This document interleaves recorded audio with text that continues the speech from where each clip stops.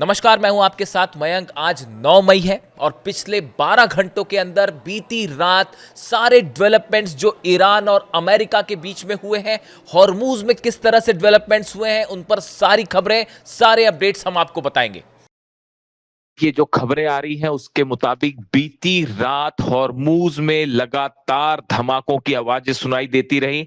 जो दावे ईरान की तरफ से किए जा रहे हैं, ईरान ने कहा है जिस तरह से अमेरिका ने ईरान के 2 टैंकर्स पर हमला किया स्ट्रेट ऑफ हॉर्मूज में, उसका बदला लेते हुए ईरान ने भी एक ऑयल टैंकर पर कब्जा कर लिया है।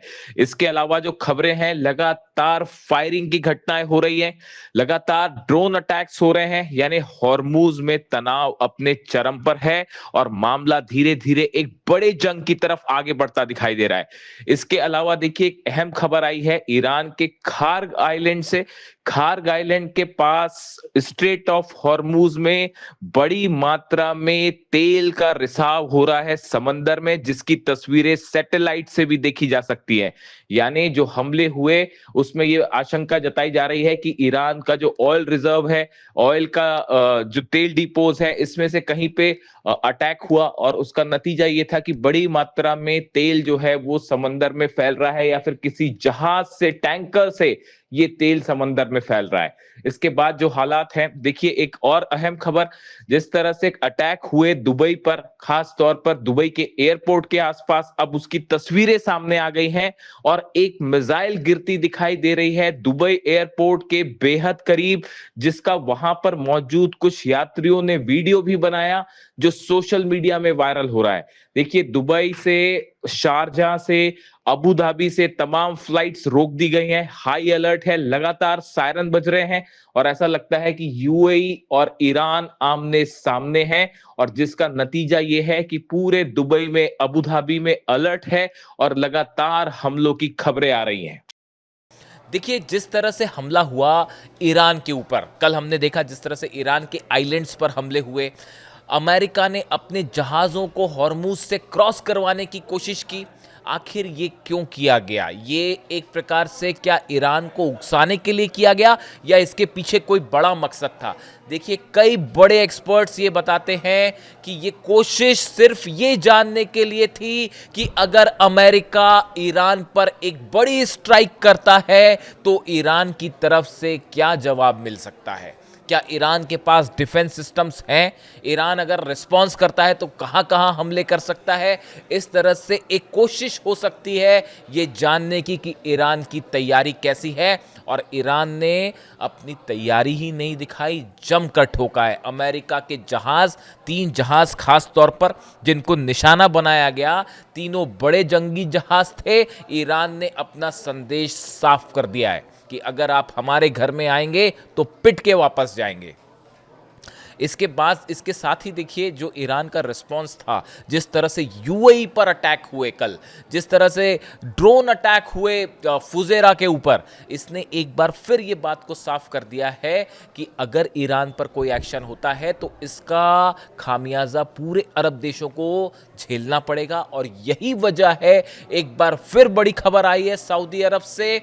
सऊदी अरब ने ट्रंप की मदद करने से मना कर दिया है, खास तौर पर अगर ट्रंप कोई बड़ा एक्शन करते हैं, बड़ा ऑपरेशन करते हैं ईरान के खिलाफ।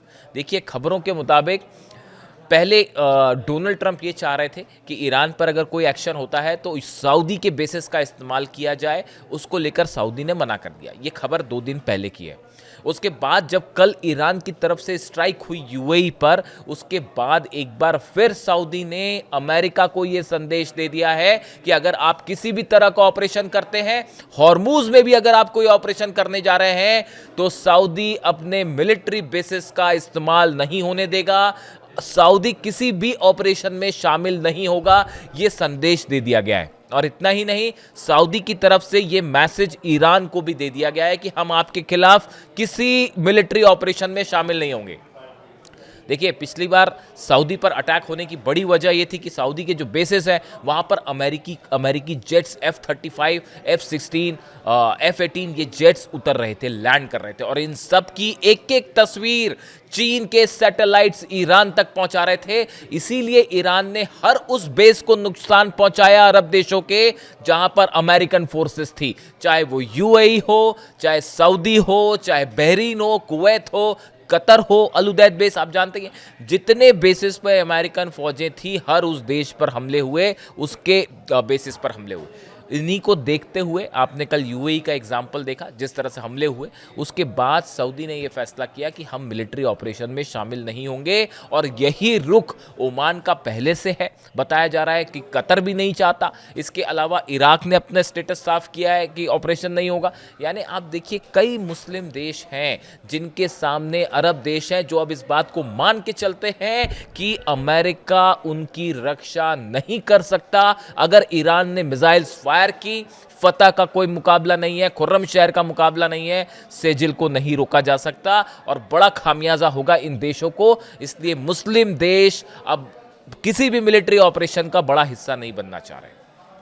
हम इसमें यूएई को शामिल नहीं करते हैं। यूएई और ईरान के जो हालात हैं वो इस समय एक जंगी हालात हैं, इसमें कोई शक नहीं है। और देखिए खबरें पहले से थी कि यूएई जिस तरह से इजराइल से डिफेंस सिस्टम ले रहा है, अमेरिका के जहाज़ वहाँ पहुँच रहे हैं, इससे साफ था कि यूएई एक बड़े ऑपरेशन का हिस्सा होने जा रहा है। इसके अलावा देखिए एक बेहद अहम खबर है, जो एक ऐसी खबर है जो इस ओर इशारा करती है कि डोनाल्ड ट्रंप और पुतिन के बीच में एक बड़ा ऑयल वॉर शुरू हो चुका है। देखिए ये देखने में ईरान और यूएई के बीच जो कुछ हो रहा है, अरब में अगर गल्फ कंट्रीज़ में तेल के कुएं जल रहे हैं, लेकिन इसका एक बड़ा कनेक्शन रूस के साथ भी है। आप नोटिस करिए, कल जब ईरान के ऊपर हमला हुआ, केशम आइलैंड और ये सब आइलैंड्स पर हमले हुए, और ईरान ने अमेरिका के जहाज़ों पर हमला किया और यूएई पर हमला किया, इसके फौरन बाद खबर आती है रूस से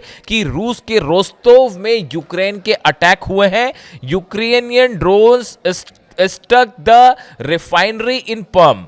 देखिए रशिया की एक बहुत बड़ी रिफाइनरी है, पर्म रिफाइनरी है, जहां से ऑयल का कारोबार होता है, रिफाइनरी होती है, वहां पे तेल का बिजनेस होता है। उसके ऊपर सीधा ड्रोन स्ट्राइक होती है। आप देखिए पिछले एक महीने में ये मैंने नोटिस किया है बड़ी स्पेसिफिकली, जब भी ईरान की तरफ से कोई बड़ा अटैक होता है या ईरान कोई बड़ा एक्शन लेता है, उसका फौरन नतीजा ये होता है कि यूक्रेन रूस के ऑयल के ठिकानों पर हमला कर देता है। क्या यूक्रेन की तरफ से ये हमले, खास तौर पर रूस की रिफाइनरीज पर तेल के ठिकानों पे हमले, क्या ये डोनाल्ड ट्रंप और अमेरिका के इशारे पर हो रहे हैं? अगर ईरान एक्शन लेता है तो फौरन यूक्रेन जो है हमला क्यों कर देता है रूस पे? आप पिछले एक महीने में उठा के देखिए, कम से कम 10 से 12 ऑयल रिफाइनरीज पे रूस पर बड़ा हमला हुआ है। चाहे वो तोप से ऑयल रिफाइनरी हो, चाहे क्रीश हो, ये बहुत बड़ी रिफाइनरी है। और कल पर्म में जिस तरह से हमला हुआ, ईरान अमेरिका के जंगी जहाजों को हमला कर रहा है और वहां पे तुरंत कुछ ही चंद घंटों के अंदर यूक्रेन ने ड्रोन लॉन्च कर दिए। जबकि आज परेड है रशिया में, जो है वो बड़ी परेड है, जिस तरह से नाजी जर्मनी के ऊपर जीत हासिल की रूस ने, उसको लेकर सोवियत यूनियन की जो है विक्ट्री परेड है वो है आज रूस में। उसको लेकर पुतिन जो है वो एक सीज फायर का अनाउंसमेंट करने वाले थे, इस तरह की खबर है, खास तौर पर इस परेड के लिए कि अगले 2 दिनों तक सीज फायर होगा और किसी तरह का हमला हम नहीं करेंगे। लेकिन उसके चंद मिनट पहले यूक्रेन की तरफ से ऑयल रिफाइनरी पे हमला करके न सिर्फ इस सीज फायर को नहीं होने दिया गया, बल्कि रिफाइनरी पर अटैक किया गया। क्या फुजेरा पर जो हमले हुए, ये ऐसा लगता है मानो इसका मिडिल ईस्ट और ईरान से सीधा कनेक्शन है। जो मैं कहना चाह रहा हूं कि क्या पुतिन पर यह दबाव बनाने की कोशिश हो रही है और ये एक बड़ा ऑयल वॉर छिड़ गया है। अमेरिका अपने ऑयल को बेचना चाह रहा है इंटरनेशनल मार्केट में, और जो रूस का तेल है और ईरान का तेल है, इसको रोकने की कोशिश है, चाइना को रोकने की कोशिश है, चाइना के व्यापार को रोकने की कोशिश है। और बड़ी हैरानी की बात यह है कि बस चंद दिनों बाद डोनाल्ड ट्रंप जो है वो चीन जाने वाले हैं, और हालात ये है कि चीन और अमेरिका के बीच तनाव अपने चरम पर है। यूनाइटेड नेशंस में चाइना वीटो कर रहा है प्रस्ताव को अमेरिका के, जो कि ईरान के खिलाफ आ रहा था कि स्ट्रेट ऑफ हॉर्मुज खोला जाए। ऐसे हालात में जो ये हमले हो रहे हैं यूएई पर, दुबई पे, इसको लेकर अगली जो बैठक है डोनाल्ड ट्रंप की और जिनपिंग के बीच प्रस्तावित बैठक है, इसमें सबसे बड़ा मुद्दा ईरान और हॉर्मूज होने जा रहा है। अब सवाल ये है कि इसमें, इस डील में क्या ट्रंप और जिनपिंग की मुलाकात ईरान को लेके, हॉर्मूज को लेकर कोई बड़ी खबर लेके आएगी?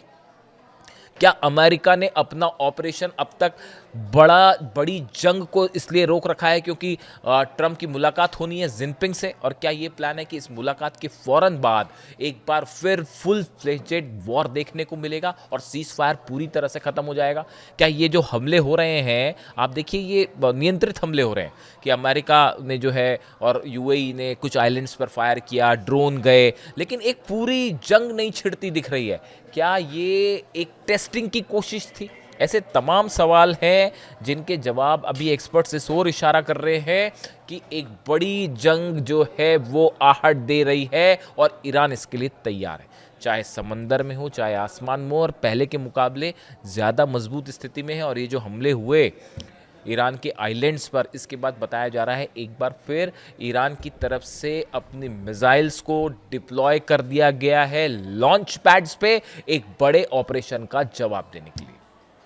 यानी पूरे हॉर्मूज में, मिडिल ईस्ट में एक बार फिर भयंकर जंग का खतरा मंडरा रहा है। एक ऐसी जंग जो शायद इस बार शुरू होगी तो उसका परिणाम पहले के मुकाबले कहीं ज़्यादा विध्वंसक होगा। कमेंट करके बताइए वीडियो कैसा लगा और अपनी राय रखिए कि आखिर अमेरिका का मकसद क्या है। क्या ये वाकई यूरेनियम और न्यूक्लियर जिसके लिए कहा जा रहा है कि ये जंग है, या इसका पीछे का मकसद एक ऑयल वॉर शुरू हो चुका है और वो शायद डोनाल्ड ट्रंप और पुतिन के बीच में है, और इसमें ईरान जो है, ईरान को एक ऐसे सिचुएशन में रखा गया है जिसके नाम पर ये जंग हो रही है, लेकिन असली निशाना कहीं और है। वीडियो कैसा लगा कमेंट करके ज़रूर बताइए। Thank you so much.